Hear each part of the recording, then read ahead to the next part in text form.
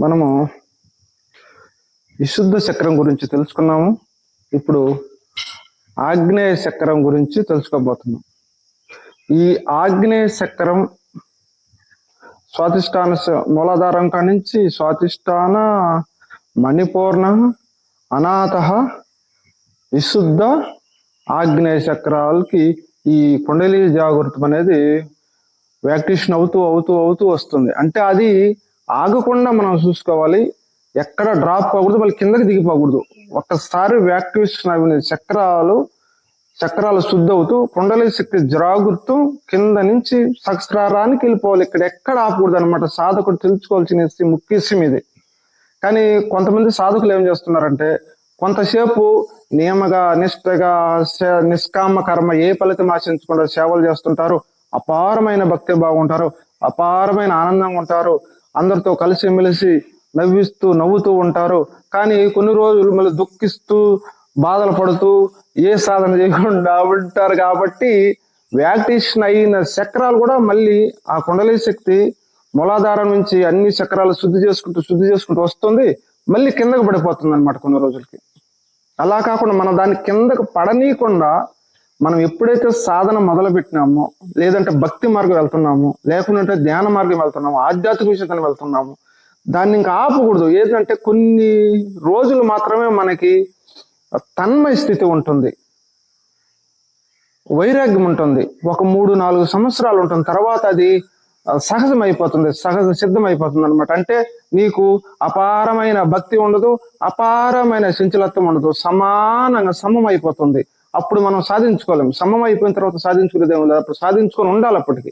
అందుకోసమే మనము వైరాగ్యం వచ్చినప్పుడే, అపారమైన భక్తి ఉన్నప్పుడే మనం సాధించుకోవాలి. అందుకోసం ఏంటంటే ఒక్కొక్కరు మాకు కుండలి శక్తి చక్రాలను శుద్ధి అయ్యాయి, మాకు ఏ చక్రం దగ్గర మేము ఉన్నామా, మళ్ళీ మేము ఒక దగ్గర మంచి వైరాగ్యం వస్తుంది, మళ్ళీ మేము వైరాగ్యం నుంచి కింద పడిపోతే మళ్ళీ మాకు అనేక కోరికలు వస్తున్నాయి, అనేక ఆలోచనలు వస్తున్నాయి, మళ్ళీ సంసార భాగ్యంలో పోవాలనుకుంటున్నాము, మా శక్తి క్షీణించింది, అలసట వస్తుంది అంటున్నారు. అంటే కుండలి శక్తి జాగృతం షట్ చక్రాలని భేదించుకుంటూ శుద్ధి చేసుకుంటూ వచ్చింది, మళ్ళీ కింద పడిపోయింది అనమాట. దేని వల్ల పడిపోయింది?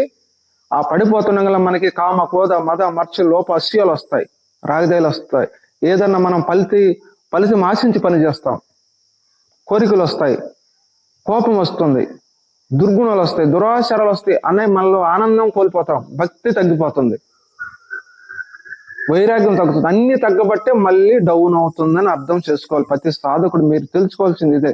మాలోకి కోరికలు వచ్చాయా, మనలో భక్తి తగ్గిపోయింది, మనలోకి ఆలోచనలు వచ్చాయా, మనలోని సాధన ఆగిపోయింది, మనలోకి అనేక దుర్గుణాలు వచ్చాయా, ప్రేమ భావం తగ్గిందా, ఆ కుండలి వ్యాక్టిషన్ తగ్గింది, అనాథ చక్రం నుంచి దిగింది అనుకొని మనం సాధన పెంచుకోవాలి.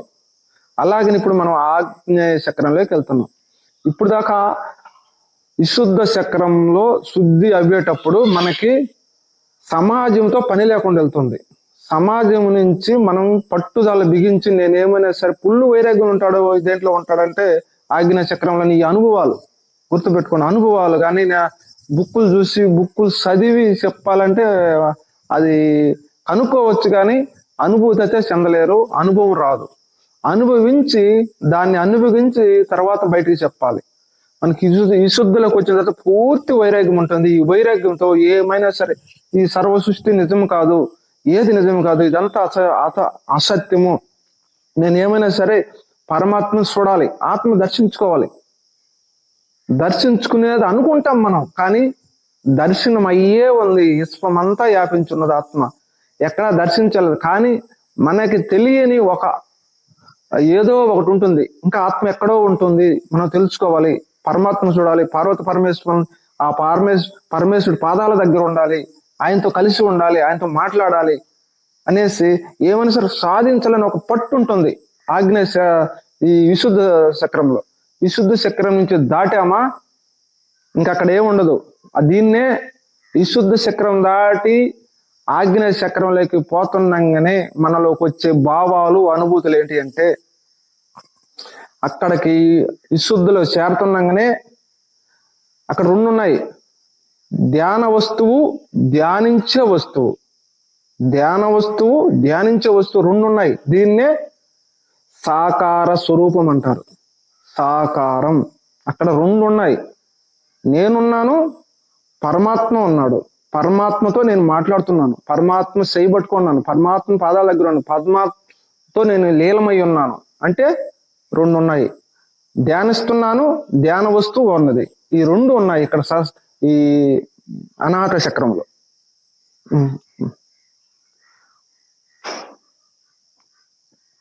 ఆగ్నేయ చక్రం రెండు ఉన్నాయన్నమాట. ధ్యాన వస్తువు, ధ్యానించే వస్తువు. అంటే నేను, జీవాత్మ, పరమాత్మ రెండు ఉన్నాయి. ఇది కానీ విశుద్ధ నుంచి ఆగ్నేయ చక్రాన్ని శుద్ధి చేస్తే అక్కడ జ్ఞాన నేత్రం వికసించబడుతుంది, పరిపూర్ణంగా వికసించబడుతుంది. ఇంకా దిగేది, చెరిగిపోయేది, చినిగిపోయేది, మాసిపోయేది, మళ్ళీ మర్చిపోయేది ఏమి లేదు. ఈ చక్రంలోకి విశుద్ధిలో నుంచి భేదించి ఆగ్నేయ చక్రంలో పోతుండగానే మనకి అపారమైన జ్ఞానం వస్తుంది. దీన్నే జ్ఞాన చక్షు అంటారు. ఈ జ్ఞాన చక్షుతో మనం ఇక్కడ నుంచే మనం ఏది అనుకుంటాం, ఎక్కడ ఏం జరుగుతుంది అనుకుంటాం, ఇక్కడ నుంచే మనం ఉండే ప్రదేశం నుంచి చూడగలుగుతాం. అంటే కొన్ని రహస్యాలు ఉంటాయి. ప్రతి సాధకుడికి అనుభూతులు వస్తాయి, అద్భుతమైన అనుభూతులు వస్తాయి. రానంటే వాళ్ళు చేయలేదని అర్థం. ఒక సాధకుడికి అనుభూతులు రాలేదంటే ఇతను సాధన చేయలేదు అని అర్థం. కానీ సాధన నిజమైన భక్తి, జ్ఞానము, వైరాగ్యముతో కూడి సాధన చేస్తే ఆ పరమేశ్వరుడు మన పైన కుమ్మరిస్తాడు. ఏంటి అనుభూతులు? ఎంత కుమ్మరిస్తాడంటే ఇన్ని అని కాదు, మూలాధారం కాడ మొదలుకొని ఈ ఆగ్నేయ చక్రం దాకా కుమ్మరిస్తాడు. ఎందుకు? సాధకుడు ఒక ఋషిని కల్పిస్తాడు, భగవంతుడు ఒక ఋషిని కల్పిస్తాడు. ఆ వాటితో మనం ముందుకు సాధన వెళ్ళిపోయేదానికి. అలాగే దాంతోనే కూడా కొన్ని బిస్కెట్లు వేస్తాడు. అంటే ఇతను నా దగ్గరికి వస్తాడా, లక్ష్యాన్ని ఛేదిస్తాడా, లేకుంటే ఈటు సాధిస్తూ మధ్యలోనే వెళ్తాడా అనేసి కొన్ని మనకు తెలియజేస్తాడు. కొన్ని అనుభూతుల రకంగా మనం అనేది చూసినట్టే, లేకుంటే చెప్పినట్టే ఆశీర్వాదిస్తే అన్ని జరిగిపోతూ ఉంటాయి. జరగబోయేది తెలుస్తుంటుంది, జరిగేది తెలుస్తుంటే, భవిష్యత్తు వర్తమానం కూడా తెలుస్తుంది. ఒక వస్తువు చూస్తున్నాగానే మనం కెమెరా తీయవచ్చు. అలాగని ఆగ్నేయ చక్రం భేదించుకొని ఇది కానీ శుద్ధి అయితే మనకు వచ్చేది ముందు అపారమైన జ్ఞాన చక్షు వికసిస్తుంది. ఇంక ఇది పడిపోయే ఛాన్స్ లేదు. నీవు పరమానంద స్థితిలో ఉంటావు. ఏ స్థితిలో? పరమానంద బ్రహ్మానంద స్థితిలో ఉంటావు. ఏది నీకు పరాయిది కాదు. ఏ జీవి పట్ల నీకు కోపం లేదు, ఏ జీవి పట్ల ద్వేషం లేదు, ఏ జీవి పట్ల లోపం లేదు. అందుకోసం ఏంటంటే నువ్వు ప్రశాంత చిత్తుడవై నీ చిత్తము నిలకడైపోతున్నది. ఇక్కడ ఎవరుంటారు? చంద్రుడు ఉంటాడు. కాబట్టి మనసు చాలా సున్నితమైనగా ఉంటుంది, ఆహ్లాదకరంగా ఉంటుంది, ఆత్మానందంలో వాలలాడుతూ ఉంటాడు. ఎక్కడ? ఈ ఆగ్నేయ చక్రంలో. మాట సరళంగా ఉంటుంది, సమస్త భావం పట్ల సమభావం ఉంటుంది, సమస్త ప్రాణుల పట్ల సమభావం ఉంటుంది.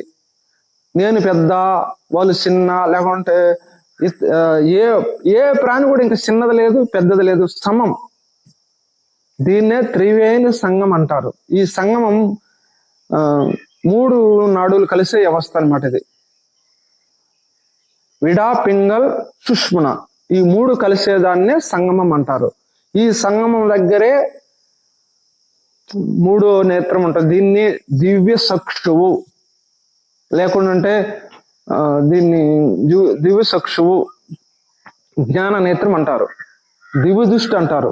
ఈ దృష్టి వచ్చిన తర్వాత మన దృష్టి ఏ దానిపైన పడుతుందో దాంట్లో ఉండే లోపాలు, మంచి గుణాలు, సర్వ సృష్టి అంతా కూడా మనకు కనిపిస్తుంది. ఇదేంటంటే ఇది ఊరకు ఆశామాసిగా బుక్కిష్ నాలెడ్జీ కాదు, అనుభవం నాలెడ్జ్. ఋషులు పొందింది. అందరూ అనుభవించితే ఆ ఆత్మానందంలో పరవశించిపోతాం. అనుభవించకుండా మనం చెప్తే దాంట్లో ఆనందం ఉండదు, తెలుసుకుంటాం. మంచిది అది, తెలుసుకుంటాం. అందుకోసమే ఆగ్నేయ చక్రంలో మనం చేరుతున్నాగానే మన మనసు చాలా ప్రశాంతత అయిపోతుంది, చాలా సున్నితం అయిపోతుంది. ఏదన్నా మన వల్ల ఏదన్నా ఒక ప్రాణికి హాని కలుగుతుందంటే మనం ఏడుస్తాము, కన్నీళ్లు పెట్టుకుంటాం. అంత చాలా బాగుంటుంది. ఆ ఆత్మానంద స్థితి నుంచి, ఆ ఆనంద స్థితి నుంచి విడనాడాలంటే విడదీసే వస్తువు ఏది కూడా లేదు. ఒకరు చెప్తే ఇడిపోయేది కాదు అది. ఎందుకంటే పరమాత్మతో లింక్ అయిపోయాం, ఆయన చేయి పట్టుకున్నాం, ఆయన చేయి పట్టుకున్నాం. అందుకోసం అంటే ఇంకా అక్కడి నుంచి మనం విడిపోయేది లేదు. విశుద్ధ కాడి నుంచి మనం ఏమైనా అనాథ, మణిపూర్ణ, స్వాతిష్టాన, మూలాధారంలో ఇక్కడే విడిపోతాడు. కానీ మనిషి ఆగ్నేయ చక్రంలో భగవంతుడు పట్టుకొని ఉన్నాడు. ఇంక మనం చెయ్యి ఓడ తీసుకునే దానికి లేదు. అక్కడి నుంచి జారిపోయే వ్యవస్థ లేదు. ఇక్కడ ఏంటంటే కుప్పల తెప్పలుగా అనుభూతులు పడతాయి. మనసు నిశ్చల స్థితి ఉంటుంది. ఎప్పుడు నిశ్చల ఆనందం, నిశ్చల స్థితి, తొలుకు లేని నిష్ట. ఎట్లా నిష్ట అంటే నీళ్ళు ఎలా ఉంటాయి గాలి లేని ప్రదేశంలో, చాలా నిష్ఠగా కదిలాడకుండా తునుకు కూడా లేకుండా ఎలా ఉంటాయో అలాంటి నిష్ఠతో అపారమైన శ్రద్ధ కలిగి సమస్త జీవుల పట్ల కరుణతో ఉంటాడు. కరుణ, అపారమైన కరుణ, జాలి అన్నీ వెళ్ళిపోయి ఇప్పుడు కరుణతో నిండిపోయి ఉంటుంది. నేను జీవాత్మని, పరమాత్మలోకి నేను ఐక్యం అవ్వాలి, తెలుసుకున్నాను. పరమాత్మ ఉన్నాడు, నేను పరమాత్మ దగ్గర ఐక్యం అవ్వాలి అని రెండు తత్వాలు ఉన్నాయి. జీవాత్మ, పరమాత్మ రెండు ఉన్నాయి.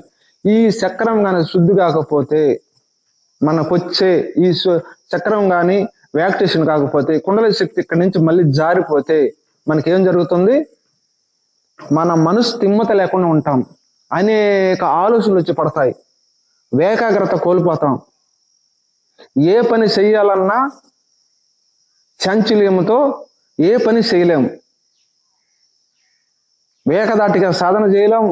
ఒక పని అనుకుంటే ఆ పనిని పూర్తి చేయలేము, వాయిదాలు వేస్తా వస్తుంటాం, లేకుంటే కసురుకుంటూ ఉంటాం. మనకి లోపం వస్తుంది. ఈ ఈ ఆగ్నేయ చక్రం కానీ ముయ్యబడి ఉంటే మనసు ఏకాగ్రత కోల్పోతాం, ప్రసన్న చిత్తం రాదు. ఇంకా ఎవరిని చూసినా దేశిస్తాము, ఎవరిని చూసినా కోపిస్తాము, ఎవరిని చూసినా లోపాలు వెతుకుతాం, అనేక లోపాలు వెతుకుతాం. అలాగే దీనివల్ల మనకి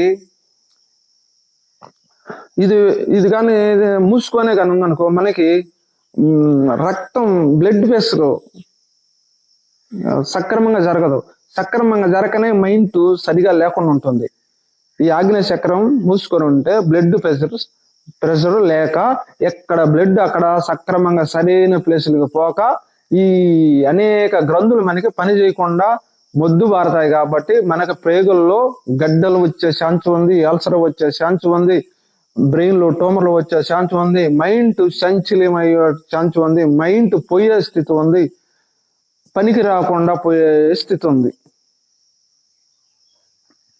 చెవి వినికిడి తగ్గుతుంది, కంటి చూపు పోతుంది, నోటి మాట పడిపోతుంది,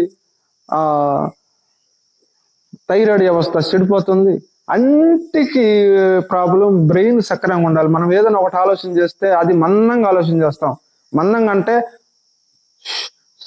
పాజిటివ్గా ఎత్తుకోలేము, మందంగా ఆలోచన చేస్తాం. అందుకోసం ఏంటంటే ఇది కానీ తెలియబడేదంటే, ఈ ఆగ్నేయ చక్రం తెలియబడితే నీకు ఆత్మ సాక్షాత్కారం అనే దానికి కూడా భగవంతుడి దర్శనం జరుగుతుంది. అంటే భగవంతుడి దగ్గర నేను చేరుకున్నాను, భగవంతుడి దగ్గర ఆత్మానందాన్ని పొందుతున్నాను, భగవంతుడినే నేను చూస్తున్నాను, భగవంతుడి పాదాలు పట్టుకున్నాను. ఎప్పుడు నిత్యానందం, ఇది మహానందం. అది చెప్పాలంటే అది ఎవరు ఏ ఋషులు చెప్పేది కాదు, మీరు ఆనందించేది కాదు. మనం నోట్లో బెల్లం మొక్క వేసుకున్నోడు తెలుస్తుంది తీపి, లేకపోతే ఒట్టి మనిషికి ఏం తెలియదు. కాకపోతే అనుభూతి కొద్దిగా చిన్న తెలుసుకుంటే ఓహో తీపి ఉంది కావాలని, లేకుంటే ఇంకా మంది బుద్ధులకి అది కూడా తెలియదు. అందుకోసమే దీన్ని మనము అనుభవించాలి. అనుభవిస్తేనే ఈ ఆనందాన్ని చెడగొట్టాలంటే ఏ శత్రువుల నుంచి, దుర్మార్గుల నుంచి, రాక్షసుల నుంచి, భూత పేత పిశాచుల నుంచి, కామం నుంచి, క్రోధం నుంచి, లోపం నుంచి, అసి నుంచి, రాగదేశాల నుంచి కాకుండా బంధువులు, బలగాలు, డబ్బు, ధనము, అనేక వస్తువులు కూడా దీన్ని వేరే ఏమి చేయలేవు. ఎందుకంటే అందులో లీలమయ్యపోయావు. భగవంతుడు గట్టిగా నిన్ను పట్టుకో అన్నాడు. ఇంకా అక్కడి నుంచి ఓడ తీసుకోలేము మనం. అందుకోసమే మనం ఎప్పుడు నిత్యానంద స్థితిలో ఉంటాము. ఏ పని చేసినప్పుడు పనులు చేయకుండా ఉండరు వీళ్ళు. ఋషులందరూ పనులు చేసిన వాళ్ళే, ఋషులందరూ నిష్కామ కర్మ చేసిన వాళ్ళే, ఋషులందరూ దొంగలు కాదు. అనేక పనులు సంకల్పాలు నెరవేర్చుకుని అనేక ఆశ్రమాలు కట్టి అనేక శిష్యులు బృందాలు చేసి దేశానికి దారిపోసిన వాళ్ళు మన ఋషులు. ఎందుకు? నాతో పోకూడదు, మళ్ళీ సమాజానికి నేను ఒక మనిషిని అందియాలనేసి గురు పరంపరను తీసుకెళ్తూ ఉంటారు. ఎందుకంటే నేను ఒక గృహలో కూర్చున్నా, నేను తపస్సు చేసుకున్నా, మోక్షం వచ్చింది, లేదంటే భగవంతుని దర్శనం జరిగింది, నాకు వరకే చెందుతుంది. అందుకోసమే శ్రీకృష్ణ భగవానుడు ఒక మాట చెప్పాడు, ఎవరు ఎంత తపస్సు చేసినా లాభం లేదు. ఎందుకంటే వాళ్ళ కోసం ఎంత తపస్సు చేసుకున్నా, ఎన్ని అనుభూతులు పొందినా, ఎన్ని శక్తులు పొందినప్పటికి కూడా ఇది స్వార్థం అవుతుంది. ఏమవుతుంది? స్వార్థం అవుతుంది. అదే శక్తులను సంపాదించి సమాజం మేలు కోసం, దేశం మేలు కోసం, సమాజ సుభిక్షం కూడా తెలుగు అపారమైన జ్ఞానాన్ని, ధర్మాన్ని బోధించే దానికోసం గురు పరంపర రావాలి అనేసి మన ఋషులు ఎన్నో పెట్టారు. దాని భావంలోనే శ్రీకృష్ణ భగవానుడు కూడా ఈ భూమిపైకి వచ్చి శాంతిపుడు దగ్గర గురుదీక్ష తీసుకొని ఆ శివమంత్ర జపాన్ని చేసి ఆయన కూడా గురు సేవలు చేశాడు. ఎందుకు చేశాడు? మరి ఆయన దేవుడు, నేను దేవుడిని అనుకుంటే ఇప్పుడు రాబోయే గురువులు కూడా అందరూ దేవుడిగానే మెలుగుతారు. ఈ గురు పరంపర అనేది లేకుండా పోతుంది. ఎవరైతే గురువు ఉంటాడో వాళ్ళు సేవలు చేపించుకుంటూ, వాళ్ళే పొలమాలు చేపించుకుంటూ, వాళ్ళే అన్ని చేపించుకుంటుంటారు. కాబట్టి ఇంకొచ్చిన గురువు పని చేయడు అనమాట. ఆయన అన్ని సేవలు చేసుకుంటూ అడిచాడు, ఇక ఒక్కరే సేవ చేయరు. నిష్కామ కర్మ భావన అంటే ఒక్కటే గుర్తుపెట్టుకోవాలి. నువ్వు ఎంత తపస్సు చేసేటప్పటికి, ఎంత ధ్యానం చేసేటప్పటికి నీకు వచ్చే కలిగే దివ్యమైన ఆ పరమాత్మ ఇచ్చే దైవిక శక్తులు ఏంటి అంటే ప్రేమ, దయ, జాలి, కరుణ ఉంటుంది. సమస్త జీవుల పట్ల జాలి ఉంటుంది. సమస్తాన్ని ఒకే దృష్టిగా చూస్తాం. అన్ని జీవులను ప్రేమిస్తాము, ధర్మాన్ని అనుసరిస్తాము, శాంతిని అనుసరిస్తాము, ఓర్పును అనుసరిస్తాము, కరుణతో నిండి ఉంటాము, సత్య గుణం ఉంటుంది, సత్య వాక్కు ఉంటుంది. ఇలాంటి భావాలు వస్తాయి మనకి. ఇలాంటి భావాలన్నీ వస్తున్నాయంటే మనం ఏదో మనలో శక్తి కదా, అది దైవం ఇచ్చే మనకి దివ్యమైన అష్ట సిద్ధులు అనుకోవాలి. అవి ఎన్ని సిద్ధులు లెక్కలేక వస్తాయి. అవి దేవుడు విభూతులు. ఆ విభూతులు మనం చేసే కొందికి ఏది మంచా, ఏది చెడ్డ, నీ భగవంతుడు ఎక్కడున్నాడని తెలుస్తూ ఉంటుంది. ఈ ఆగ్నేయ చక్రంలో చెప్పరాని అనుభూతులు, ఆత్మానంద స్థితి, దీన్నే బ్రహ్మానంద స్థితి. ఆత్మలో నిలబడిపోయావు నువ్వు. ఇలాంటి ఆలోచనలు మనకి ఆత్మ ఆగ్నేయ చక్రం వచ్చింది. కింద ఉన్న జీవాత్మ అనే కుండలి శక్తి మనకి ఎక్కడ ఉంటుంది? మూలాధార చక్రంలో 3.5 సుట్ట వేసుకొని ఉందంటారు కదా. పరమాత్మ ఏమంటే ఎక్కడుంటారు? పరమాత్మ నుంచి పార్వతి అనే కుండలి విడిపోయింది. అంటే జీవుడు విడిపోయాడు అనమాట. జీవుడు పరమాత్మలో నుంచి పుట్టక ముందు భగవంతుడితో కలిసి ఉన్నాడు ఆగ్నేయ చక్రంలో. పుట్టిన తర్వాత జాగృతిలోకి వచ్చాడు, అంటే సమస్తం చూస్తున్నాడు. కుడి కంటిలోకి వచ్చాడు. కుడి కంటిలో నుంచి ఇంకా కొంత ధర్మం తప్పి దూరంగా వెళ్ళాడు భగవంతుడికి. అంటే ధర్మం తప్పాడు, అహింసను పరిపాలించలేదు. అక్కడికి పోతే ఇంకా మనం స్వప్నావస్థలోకి వెళ్తాం. ఇప్పుడు స్వప్నావస్థలో జీవుడు ఉన్నాడు. అంటే ఇంకా ఎంత ఒక్క అరసుట్ట కాని పోతే 3.5 సుట్ట పూర్తి అయిపోతున్నాగానే నాలుగో సుట్టలో పడుతుంది. 4వ సుట్టలో కలియుగం అంతమవుతుంది. అది కలియుగం అంతమే 4వ సుట్ట. 4వ సుట్ట ఇప్పుడు 3.5 సుట్టలో ఉంది కాబట్టి కుండలి 3.5 సుట్టలు అంటే 3 ధర్మాలు దాటిపోయి అరధర్మంలో ఉన్నాం. అంటే కలియుగంలో సగం ఉన్నాం కాబట్టి 3.5 సుట్ట వేసుకొని పాము ఉంది. ఈ 3.5 సుట్టగా వేసుకున్నదనుకో, 4వ సుట్ట పడ్డదనుకో, 4 యుగాలు పూర్తయిపోయాయి, సత్యుగం వస్తుంది. ఈ 4 సుట్ట పడిందంటే పూర్తిగా అజ్ఞానులు అయిపోతారు. పూర్తిగా అజ్ఞానులు. ఇప్పటికే పావు భాగం మాత్రమే ఉంది. ఇప్పుడు ధర్మదేవతకి 4 పాదాలు అయితే 3 పాదాలు ఇరిగిపోయిన ఒక పాదం ఉన్నంతల్లా ఒక్క పాదంలో ఉంది ఇప్పుడు కలియుగం. కలియుగం అంటే 3.5 సుట్టలో నుంచి నాలుగో సుట్టలో నడుస్తుంది. అంటే 3.5 సుట్ట ఉంది. 3.5 సుట్టకి కారణం ఇదే. అక్కడ పాము కాదు ఉండేది, అజ్ఞానంతో మునిగిపోయి ఉన్నది ప్రపంచం అంతా. ధర్మం కోల్పోయి ఉన్నది, అధర్మంతో నిండిపోయి ఉన్నది, హింసతో కూడుకున్నది, స్వార్థంతో నిండి ఉన్నది, అనేక ఆశతో నిండిపోయి ఉన్నది. మనసు ఎప్పుడు సంచలిస్తుంది, అది సంపాదించాలి ఇది సంపాదించాలని పోతున్నది. ఎందుకంటే నీకు కుండలి శక్తి జాగృతం అవ్వాలి, 7 షట్ చక్రాలు జాగృతం అవ్వాలంటే ఈ కుండలి శక్తి జాగృత వల్లనే మనకి అనేక మంచి బుద్ధులు, మంచి గుణాలు, మంచి వ్యవస్థ వస్తుంది. భగవంతుడు ఎవరో తెలుస్తుంది. నువ్వేం చెయ్యాలా, ఈ భూమి మీదకి మనిషిగా నువ్వు ఎందుకు వచ్చినవా, అనేక 84 లక్షల జీవరాశులు ఉన్నాయి, ఏం పని చేస్తున్నాయా, అవి ఉన్నది ఎందుకా, అవి తింటూ తిరుగుతూ ఎందుకున్నాయి, మనం తింటూ తిరుగుతూ ఎందుకున్నాం, మనం అసలు ఎందుకు వచ్చాం, మనకే మాట ఎందుకుంది, మనమే అష్టాక్షరి భోగభాగ్యాలు ఎందుకు అనిపిస్తాం, మనకి అపారమైన జ్ఞానం ఎందుకు భగవంతుడు, ఇది తెలుస్తుంది. అలాగే ఈ ఆగ్నేయ చక్రం నుంచి మనము ఇలాంటి గుణాలన్నీ ఆగ్నేయ చక్రంలో ఉంటాయి. ఇది కుండలి శక్తి కింద 3.5 చుట్టు ఉండే దాన్ని మనం ఈ సాధన ద్వారా పూర్తిగా మనం పైకి తీసుకెళ్ళాలి. దీన్ని బీజాక్షరాల ద్వారా తీసుకెళ్ళొచ్చు, మళ్ళీ లాస్ట్లో చెప్పుకున్నాం. తర్వాత అలాగే మనము ఈ కుండలి శక్తిని ఇప్పుడు ఏం చేసాము, ఈ 6 షట్ చక్రాలని కుండలి ద్వారా శుద్ధి చేసి తుర్యంలో కలిపాం. అంటే కుండలి శక్తిని తీసుకొచ్చి జారిపోయి ఉన్న పార్వతీదేవి మూలాధారంలో ఉంటే ఆ మూలాధారంలో నుంచి అన్ని మెట్లు ఎక్కించుకుంటూ 6 మెట్లు ఎక్కించుకుంటూ వచ్చి పరమాత్మలో కలిపాం. ఇదే అర్ధనారీశ్వర తత్వం. ఇద్దరుంటారు. ఈ ఎడం పక్క పార్వతీదేవి పరమేశ్వరుడు ఉంటాడు, కుడి పక్క వచ్చేసి పార్వతీదేవి ఉంటుంది. విడాపింగల్ నాడులు అనమాట. నాడీ అవస్థే పార్వతి పరమేశ్వరులు. మీరు నాడీ అవస్థ ఎవరో అనుకుంటే ఏం లేదు, నాడీ అవస్థే ఆ పాములు అనేటివి పార్వతి పరమేశ్వరులే, అంతే. శ్వాసకు సంబంధించినవి, అంతేగాని ఆడ నిజంగా పాములు కాదు, ఆ ఏరే కాదు. కుండలి అనేది పాముని శక్తి. అలాగే ఇప్పుడు పార్వతి పరమేశ్వరు దగ్గర కలిపాం మనం. ఇంకా ఇక్కడ ఉంటే ఏముంది, ద్వంద్వ భావం ఉంటుంది. పార్వతి ఉంది, పరమేశ్వరుడు ఉన్నాడు. ఒకటే మనం గుర్తుపెట్టుకోవాలి. ఇక్కడంటే 2. దీన్నే ద్వైతం ఎక్కడ నుంచి, ద్వైతం చెడ్డ కాదు, అద్వైతం చెడ్డ కాదు. భగవంతుల్లో 2 వచ్చాయి, ఒకటి సాకారం, ఒకటి నిరాకారం. అలాగనే ఒకటి జీవుడు, ఒకటి పరమాత్మ, పార్వతి పరమేశ్వరుడు. అలాగనే 2 ఉన్నాయి కాబట్టి మనకి ఈ తుర్యంలో 2 ఉన్నాయి. ఈ తుర్యం దాటిన తర్వాత మనకేముంది, సహస్రారానికి వెళ్ళిపోతాం. ఇది సహస్రారానికి ఇక్కడ మనం ఆగ్నేయ చక్రంలో మనం ఏం చేస్తాం, ఇది శ్వాసకు సంబంధించింది అనమాట. శ్వాస జపం కాడికి కూడా ఈ కేంద్రాన్ని శ్వాస కేంద్రంగానే భావించాలి. ఎందుకంటే సమస్తం ఇక్కడ తగులుతాయి. ఇక్కడ మనం దృష్టి పెట్టి చేస్తే ఈ శ్వాస చాలా స్లోగా మనసును శాంతింపజేసి, మనసు శాంతిస్తున్న తర్వాత శ్వాస నిలుస్తుంది. మనకు ఒకటే గుర్తుపెట్టుకోండి, శ్వాస, మనసు,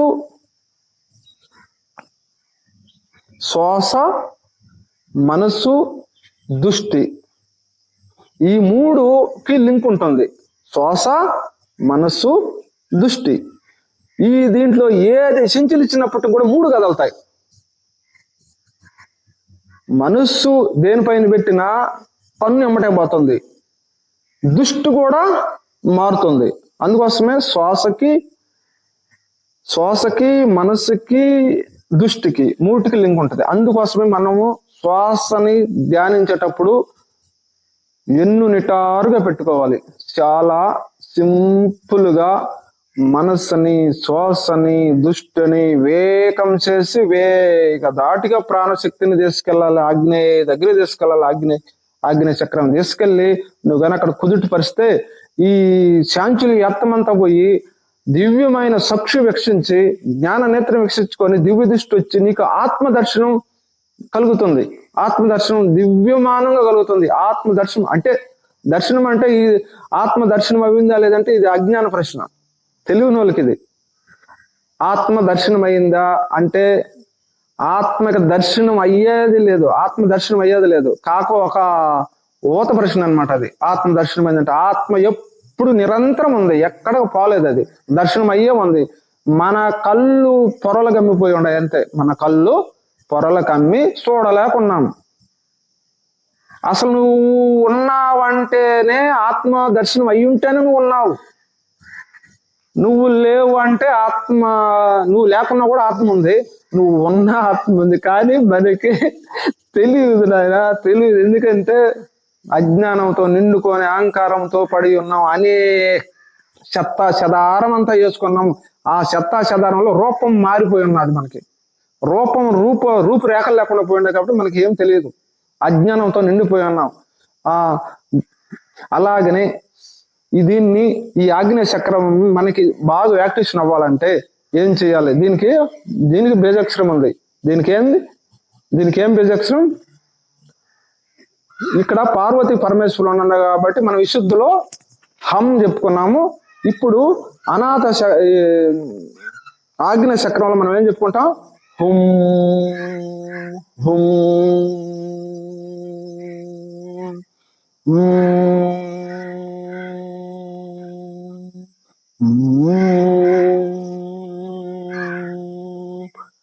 మా అనే అక్షరం పలుకుతాం అన్నమాట. ఇది హోం.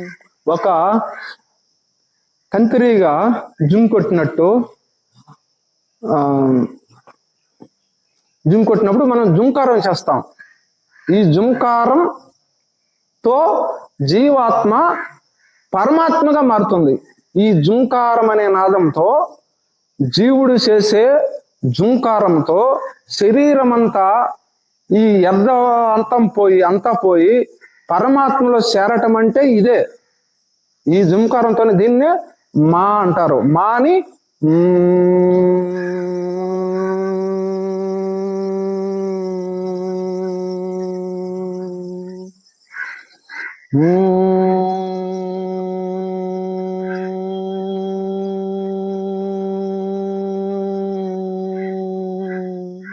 ఈ జుంకారం చెయ్యంగా ఎలాగైతే ఒక బొచ్చు పురుగుని, పచ్చ పురుగుని తీసుకొచ్చి మట్టి గూటిలో పెట్టి కందిరిగా రోజు జుంకారం చేయటంతో దాని శరీరమే మారిపోయి కందిరిగా ఎలాగైతే కాళ్ళు చేతులు వచ్చి రూపం మారుతుందో, ఈ అనే మానవ శరీరం తగిలించుకొని ఉన్న అనేక కామ కోరిత ఇంద్రియాలతో తగిలించుకున్న మనసు బుద్ధితో కలిసి ఉన్న ఈ మాయా మోసపూరితమైన దేహం అంతా ఊడి దివ్యమైన మహాకారణ శరీరంగా మారి పరమాత్మలో కలుస్తుందయ్యా.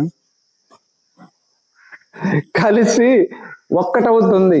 అందుకోసమే సాధన ఎంతసేపటికి తుర్యంలో ఆజ్ఞాన చక్రంలో పెట్టండి, ఆజ్ఞాన చక్రంలో పెట్టి మీరు దివ్య దృష్టి పెట్టండి, ఏకాగ్రత పెట్టండి అంటే మనసు పూర్తిగా నశించిపోయేది, మనోసంచలనం జరిగేది ఆగ్నేయ చక్రంలోనే. ఈ ఆగ్నేయ చక్రంలోనే సంగమం జరుగుతుంది. ఆ సంగమంలో ఇది చాలా ప్రశాంతం. ఎందుకంటే అక్కడ చంద్రుడు నిలయమై ఉంటాడు. చంద్రస్థానం అన్నమాట ఇది. ఈ చంద్రస్థానంలో మనకి ఆహ్లాదకరంగా ఉంటుంది, మాట స్వచ్ఛంగా ఉంటుంది, 10 మందిని గౌరవిస్తాం, 10 మందిని ఆదరిస్తాము, వాళ్ళకి కూడా నమస్కారం చేస్తాం. ఎందుకంటే సంస్కారం పూర్తిగా నిండిపోతుంది. చాలా సంస్కారవంతులు అవుతారు. అతనికి ఎందుకు మనం నమస్కారం చేయాలి అనే భావన ఉండదు. గురువు శిష్యుడు అనే భేదమే ఉండదు. సమస్త సమదృష్టితో నిండిపోయి ఒక ఉప్పినలాగా ఉంటుంది హృదయం. ఆనందానికి తట్టుకోలేకపోతారు. నేనైతే తట్టుకోలేకపోయా. ఈ ఆనందంలో చెప్పరాని ఆనందం, అది మహానందం ఉంటుంది. ఆ ఆనందానికి మనం తట్టుకోలేము. అది అలాగనే ఇది సాధన కేంద్రం అన్నమాట. కేంద్రమే ఇది, శిరస్సే కేంద్రం. ఆగ్నేయ చక్రంలో మనం ఏ సాధన చేసినప్పటికీ మనస్సుని ఏకాగ్రత చేసి ఆ దృష్టిని ఒక దేవ వస్తువు పైన పెట్టి ధ్యానిస్తూ జపం చేసినా, ప్రాణాయామం చేసినా, అన్ని చేస్తూ ఒక్క దగ్గర పెడితే మన రూపం కూడా, ఈ రూపం కూడా పరమాత్మ రూపంగానే మారుతుంది. అప్పుడు మనం ధ్యానంలోకి పోయిన తర్వాత ఈ శరీరం అనేది కానరాదు, ఎక్కడో ఉంటాం. ఈ కొన్ని తెలుసుకోకుండా ఉండటమే మంచిది. అలాగే ఇప్పుడు మనం ఎక్కడికి వెళ్తున్నాము? సహస్రారంలోకి. తురియం అంటే ఆగ్నేయ చక్రం, దానికి అవతలకి వెళ్తున్నాం. దేనికి? సహస్రారానికి వెళ్తున్నాం. ఇదే కేంద్ర బిందువు. ఇక్కడనే సమస్తం విశ్వంతో లింక్ అయి ఉన్న కేంద్రమే సహస్రారం. విశ్వంతో కనెక్ట్ అయి విశ్వంలో ఉండే మనము పూర్వజన్మలో చేసుకున్న కర్మలు పాప పుణ్యాలు పట్టి మనకి మన జీవన గమనం ఉంటుంది, గతి స్థితి ఉంటుంది, మనస్సుపై దేహంపై పడుతుంది ఆ పూర్వజన్మ కర్మ. ఆ కర్మ పూర్వజన్మ కర్మ మన దేహం పైన 6-7 షట్చక్రాల్లో ఇమిడి ఉంటుంది. 7 చక్రాలని నడిపించేది గ్రహాలు, నవగ్రహాలు. ఈ నవగ్రహాలతో మనం చేసుకున్న పూర్వజన్మలో కర్మ షట్చక్రాలకి లింక్ అయ్యి మన చేత మనసుపై ఈ దేహం పైబడి చేపిస్తూ ఉంది. మనం పాపం చేశామా, అన్ని పాపకర్మలు చేపిస్తాయి. ఎందుకంటే మనం పాపం ఇంకా చిక్కుపోవాలి. తర్వాత పుణ్యం చేశామా, అన్ని పుణ్య కార్యాలే, దైవ కార్యాలే, మంచి కార్యాలే, ఆనందం, సంతోషమైన సంతోషము ఆనందం మరి ఎక్కడో ఉండదు, మనలోనే ఉంది. మళ్ళీ మాట్లాడుకుందాం. మనలో అద్భుతమైన ఆనందం ఉంది. ఆనందాన్ని ఎందుకు కోల్పోతున్నారు నాకైతే అర్థం కావట్లేదు. అద్భుతమైన ఆనందం, ఆనందం నీలోనే ఉంది, దుఃఖం నీలోనే ఉంది. నిజంగా చెప్తే దుఃఖం లేదు, అది ఆనందం లేదు. ఆ స్థితిలో అది వేరే స్థితి. ఆ ఆనందాన్ని ఎందుకు కోల్పోయి ఎన్ని వేల కోట్లు మీకు రాదు అసలు. అసలు ఆ ఆనందంకి తట్టుకోలేవు. ఎందుకు కోల్పోతున్నారు? ఆనందాలు కోల్పోయి ఏదో ఒకదాన్ని పట్టుకుని ఊగులాడుతూ, ఒకదాన్ని పట్టుకుని ఊగులాడుతూ ఉన్న దాన్ని కూడా సాధకుడు సగం సాధన చేసి ఒకదాన్ని పట్టుకుని ఊగుతూ ఉంటాడు. మధ్యలో వైరాగ్యం పోతుంది, ఆనందం పోతుంది, మొత్తం పోతుంది. అప్పుడు ఏమొస్తుంది? స్వార్థం వస్తుంది. నా వాళ్ళు, నాది, నా ఆస్తులు, నా బిడ్డలు అనేసి స్వార్థంతో పట్టుకుని ఊగులాడుతున్నారు. దీంతో ఏమవుతుంది? మళ్ళీ రూపాంతరం చెందుతాం, రూపం అంతమైపోతుంది. మళ్ళీ మనం ఎక్కడ పడాలో అక్కడ పడతాం. అందుకోసం మనం ఈ ఇక్కడ భేదించి, ఆగ్నేయ చక్రం భేదించిన తర్వాత కుండలి శక్తి ఇక్కడికి వచ్చిన తర్వాత ఇద్దరు పార్వతి జీవుడు తీసుకొచ్చి పరమాత్మ కలిపాం. అంటే అలాగనే కుండలి శక్తి అనే పార్వతి జీవుడు అయి ఉన్నది. ఆ జీవుడు పరమేశ్వరుడు కలిసి ఒకటిగా ఉన్నారు. ఎవరుగా ఉన్నారు? అక్కడ ఇద్దరు ఒకటిగా లేరు, ఇద్దరు ఒకటై ఉన్నారు. ఇద్దరు ఒకటై ఉన్నారు. ఈ రెండు ఉన్నాయి కానీ ఒకటి కాదు, రెండు ఖర్చుకొని ఉన్నాయి. అదే అర్ధనారీశ్వర తత్వం. రెండు ఒకటైపోయారు. కానీ ఇక్కడ నుంచి సహస్రారంకి వెళ్తాము. సహస్రారంకి వెళ్ళిన తర్వాత ఈ సహస్రారం చక్రం మూసుకొని ఉందనుకో, మన విశ్వశక్తిని తెలుసుకోలేము, మన జ్ఞానశక్తి కోల్పోతాం, శాంతి ఓర్పు ఉండదు. మనసు శాంచల్యంతో అసలు ఏమి చేస్తున్నామో ఏమిటో మైండ్ లేని వాళ్ళగా తిరుగుతూ ఉంటాం. ఏ పని సక్రమంగా చేయలేం. దీనికి ఈ సహస్రారానికి అధిపతి సూర్యుడు. దివ్యమైన కాంతులతో వెదజల్లుతుంది 1000 పద్మములతో.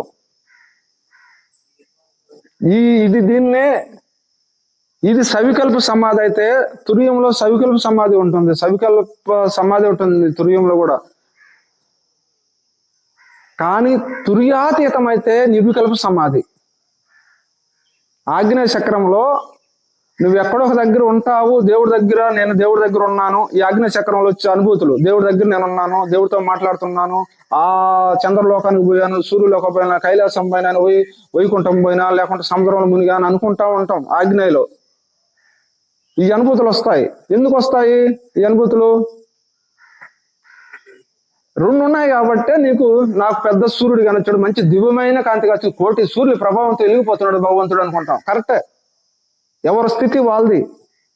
ఇక్కడ దీన్ని సవికల్ప సమాధి అంటారు, నిర్వికల్ప సమాధి అన్నారు. నీకు అన్ని తెలుస్తూ ఉంటాయి. కానీ ఏంటంటే ఇక్కడ మనసు పెట్టలేము. మనం ఎక్కడ పెట్టలేము? మనసు ఈ దేహం మీద పెట్టలేము. కానీ పెట్టగలిగితే ఇక్కడ మనం నేను తపస్సు చేస్తున్నానని తెలుసుకునేది కూడా తెలుసుకోవచ్చు. కానీ అక్కడి నుంచి దారి రాలేం. కానీ ఒక్కరోట మనసు ఇలా పెడితే తెలుసుకోవచ్చు. ఓహో, నేను తపస్సు చేస్తున్నా, ఈ లోకం నుంచి రాకూడదు అనే స్థితికి వెళ్ళి ఇంకా పైలోకి వెళ్తాం. ఈ సాధన ఇప్పుడు చేసినప్పుడు తుర్యంలో గాఢంగా పెట్టినప్పుడు, గాఢంగా మనసును పెట్టి బుద్ధిని పెట్టి చేసినప్పుడు తుర్యంలో నిలబడిపోతాం. అంటే మనకి కొంచెం తెలుస్తూ ఉంది, లేకపోతే లేస్తాం. ఎవరన్నా వచ్చి అయ్యా లేయి అంటే లేస్తావు. దీన్నే నిర్వికల్ప సమాధి అంటారు, సవికల్ప సమాధి అంటారు. కానీ సహస్రారంలో రెండుగా ఉన్నది. ఇది ఒకటే గుర్తుపెట్టుకోండి, ఈ మానవ దేహానికి, ఈ మానవ శరీరానికి భగవంతుడికి ఉండే మధ్య ద్వారం అంటారు. దీన్ని ఏమంటారు? భగవంతునికి జీవుడికి ఉండే మధ్య ద్వారం. ఈ సహస్రారమే డోరు. ఈ సాధకుడు తుర్యాతీతమైనప్పుడు ధ్యానం చేస్తూ ఉంటాడు కదా. ధ్యానం చేస్తూ ఉన్నప్పుడు ఈ ఆగ్నేయ చక్రం భగవంతుడికి జీవుడికి ఒక సెల్ఫ్ డోరు. ఈ సెల్ఫ్ డోర్ మనం ప్రాణాయామం ద్వారా తడుతూ ఉంటాం. ఎక్కడ? ఆగ్నేయ చక్రం రోజు వచ్చి తడుతూ ఉంటాం. తట్టంగా ఏదో ఒక రోజు మనకు తెలియకుండానే డోర్ ఊడిపోతుంది. మనం ఎక్కడికి పోతే సహస్రారంలో పడిపోతాం. పడిపోయింది ఎక్కడ పడతామో తెలీదు. సహస్రారంలో పడ్డం అంటే ఎక్కడ పడతామో తెలీదు. అందుకోసం దీన్నే నిర్వికల్ప సమాధి అంటారు. ఇక్కడ నేను ఉన్నాను, ఇంకొక మనిషి ఉన్నది, కలర్ ఉంది, ఎర్రంగా ఉంది, తెల్లంగా ఉంది, మనిషి ఉన్నారనే భావనే లేదు. అక్కడ ఒక లోకం ఉందనే లేదు. నీవు లేవు, నేను లేను. ఉండేది ఒకే ఒక వస్తువు, ఆ నిరాకారమైన పరబ్రహ్మ స్వరూపమే నేను. నిరాకారమైన పరబ్రహ్మ స్వరూపమే నేను. ఆత్మస్వరూపాన్ని, ఇష్ప చైతన్యాన్ని, ఇష్పమంతా నిండి ఉన్నాను అనేదే తెలుస్తుంది. కానీ లాస్ట్కి నీ రూపాన్ని నువ్వు కూడా చూసుకునే శక్తి కూడా లేదు. రూపం రహితం అయిపోయి ఉంటుంది. అక్కడ ఉండేది నేనే. ఆ నేనేందంటే అక్కడ వస్తువు కాదు. మళ్ళీ ఆ నేనంతలకి అక్కడ వస్తువు ఏదైనా ఇస్తుంది. ఇంత వస్తువు ఉందాం అనుకున్నారు. నేనంటే నేనే. ఇక్కడ నీకు రెండోది లేదు. అందుకోసమే అక్కడ మనం దివ్యమైన సహస్రారంకి వెళ్ళినప్పుడు మన నిర్వికల్ప సమాధిలో అక్కడ మనకేం తెలియదు. నేనున్నాను మాత్రమే తెలుస్తుంది. మళ్ళీ భగవంతుడు ఉన్నాడని తెలియదు. భగవంతుడు లేడు, నువ్వే భగవంతుడివి. సహస్రారంలో తెలుసుకునేది ఇదే సమాధి. నువ్వు సహస్రారంలో పడిపోయి ఉండదు, నీకు తెలియదు. సహస్రారంలో పడిపోయి ఉండదు, సహస్రారంలో కలర్లు ఉండవు, సహస్రారంలో రూపాలు ఉండవు. ఉండేది మొత్తం నిరామైన స్థితి, శూన్య స్థితి. ఆ శూన్య స్థితిలోనే దివ్యమైన అపార చైతన్య స్వరూపమై నువ్వు ఎక్కడనుకుంటే అక్కడ నీ రూపం ఉనికి అవుతుంది. నేను ఉన్నాననే ఒక ఉనికి మాత్రమే నిలబడుతుంది. దాన్ని మీరు మనసు అనుకుంటారో, లేకపోతే భగవంతుడు అనుకుంటారో, నువ్వు అనుకుంటారో, మీరు అనుకోండి. అక్కడ చూసే ధ్యానించే వస్తువు లేదు, దేవి వస్తువు లేదు. రెండు ఒకటైపోయి నిరామయమైంది, రూపం లేకుండా ఉన్నాయి. దీన్నే నిర్వికల్ప సమాధి అంటారు. అక్కడ నువ్వు ఊహించేదేమి లేదు, నువ్వు చూసేదేమి లేదు, నువ్వు ఏమీ లేదు. అపారమైన బ్రహ్మానంద స్థితి ఉంటుంది. అది తిరిగి రానిది స్థితి ఉంటుంది. దీన్నే అక్కడ ఆత్మ సాక్షాత్కారం నీవే. అక్కడ ఆత్మ సాక్షాత్కారం లేదు. అక్కడ ఆత్మ సాక్షాత్కారం ఎక్కడైపోయింది? ఆగ్నేయంలోని పోయింది. మళ్ళీ అక్కడ నాకు ఆత్మ సాక్షాత్కారం కలిగితే దానికి శాంతి లేదు. దైవ దర్శనం అయిందని దానికి శాంతి లేదు. ఎందుకంటే నేను ఈ శరీరాన్ని కాదు, నేనే పరబ్రహ్మనని తెలుసుకునేది ఎక్కడైనంటే సహస్రారంలోనే. ఆ సహస్రారం సూర్య భగవాన్ అధిష్టాన గ్రహం. దానికి ఆ సూర్య భగవాన్ అనుగ్రహంతో ఈ దేహం అంతా కోటి సూర్యులతో ప్రకాశమై విరజిల్లుతూ ఉంటుంది. దీంట్లోనే అన్ని సమస్తం నశించిపోతాయి. ఇంకా నశించిందంటే ఏదైనా ఉందంటే ఏం లేదు. ఈ దేహంతో కూడా బూడిదైపోయినప్పుడు ఇంకేముంది? ఆ సూర్యుడి దివ్యమైన సూర్యుడి కిరణాలతో ఇదంతా మాడి మసి అయిపోయి మొత్తం నిరామయమవుతుంది, శూన్యమవుతుంది. శూన్యం అంటే ఏమీ లేదు అని.